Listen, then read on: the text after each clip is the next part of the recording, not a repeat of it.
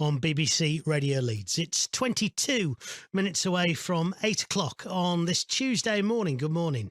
A 7-year-old girl from Halifax has just been asked to be an artist in residence for one of the biggest brick companies in the UK.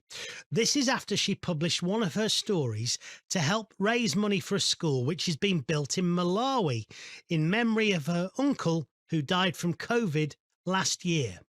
Jangir Ahmed went to meet her to find out more. Hi, I'm Amal and I'm 7 years old. So Amal, tell me about this book then. What is it? What's the story? What is it about? It's about a rabbit called Ray who goes in a hot air balloon to get some cheese, bread and honey. And Ray the rabbit goes to space, needs to get ingredients for a pizza. Halifax schoolgirl Amal wrote about Ray the rabbit at her school, winning the head teacher's award, and with the help of her uncle, got the story published. It really came from Amal's story originally, and the fact that she came up with something that was a really exciting, animated, full of action story. And I think it was down to us being able to sort of think that other children would like this and other adults would like this. And actually, it was something that we thought would really motivate Amal and other children to get into creative writing. And then one thing that Amal has done this for is to raise money for a charity for a school in Africa.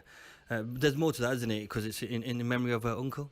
Yeah, it's right. Amal's uncle passed away from COVID very unexpectedly in 2020, and she was very close to him. And I think this was a really important tribute to his memory and to really do something that was going to leave an uplifting legacy in his memory. And Amal's teacher, Mrs. Gillespie, is also pleased with the story she helped and inspired to write. To see it as an actual book with all the illustrations, myself and the whole class just really enjoyed it. Everybody in class has been really inspired by it. Amal was so kind to bring everybody their own copy of it, so then we've had other children who've been inspired to do similar and to do their stories as well, which has had a really good impact in school. And do you think creative writing is something kind of an art that's kind of missing? Because we do lots of activities, don't we? But creative writing is something that's needed in school? Yeah, it's something that we're really passionate about here at Amal's Primary School. And Amal just loves to write. She's just a pleasure to help with her writing. She listens to everything we say to improve it. She thinks about who's reading it. It's just an absolute pleasure to teach Amal to write.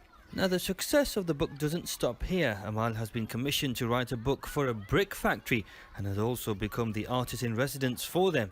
Not bad for a 7-year-old. It's interesting. One of the largest brick manufacturing companies in the UK was so impressed with the book. Not only did they buy a copy, but they also wanted Amal to actually write a story for them.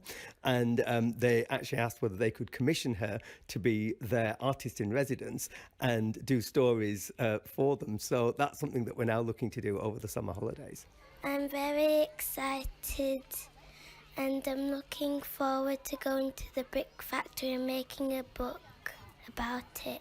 Amal also illustrated the book and has also created a non-fungible token, or an NFT, which she's also using to raise money for the school in Africa. NFTs are a key component of how artists are likely to develop in the future.